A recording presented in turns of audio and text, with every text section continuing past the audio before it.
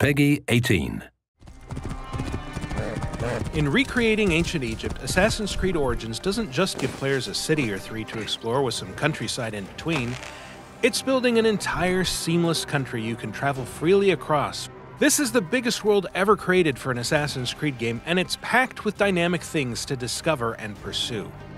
You know, when we started by saying let's do ancient Egypt, it was going to be a country. Ancient Egypt meant many things for us. It meant, yes, cities, but also all the wilderness areas, and we wanted to show the diversity of this wilderness and something that people, as they play the game and get into hours and hours of it, they're constantly seeing new stuff from the world, from the environment.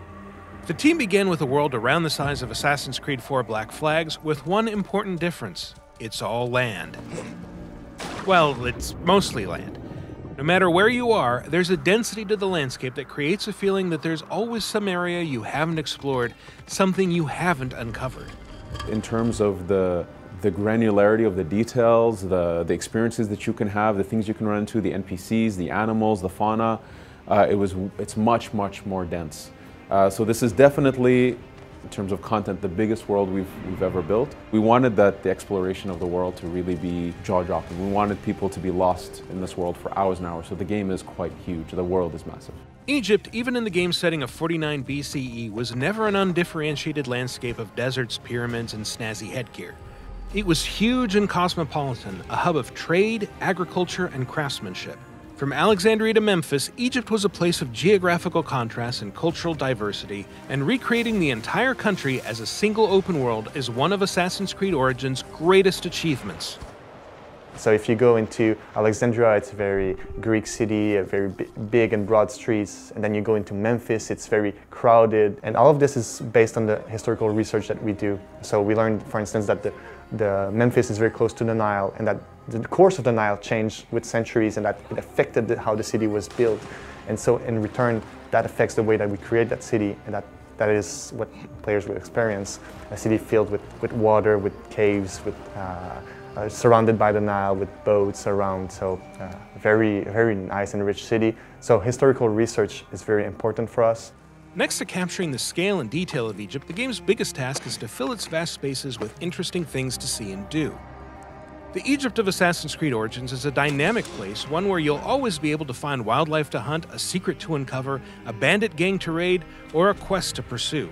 In fact, you'll need to discover the game's quests on your own, and there are multiple ways to do it. A vital contact might direct you to someone who wants you to check on a friend in danger, for example, or you might just stumble onto that friend while exploring and get pulled into a new adventure. You can even leave a quest at any time, pursue other tasks, and then pick up again from where you left off. There's tombs and temples to explore, there's puzzles in the world, left by the ancient people. There's a lot of really cool activities to do in the world. There's a huge density there. Assassin's Creed Origins is set during the reign of Cleopatra, an extremely tumultuous and pivotal era for Egypt, and one that fits in well with the series' preference for periods of conflict, upheaval, and massive societal change. The game takes place during her ascension to the throne. During this time period, her father, Ptolemy XII, had passed away, and so he left the country into the hands of Cleopatra and her brother, Ptolemy XIII, who's the boy king. And right away there was conflict and strife and a civil war between the two, and Cleopatra gets exiled.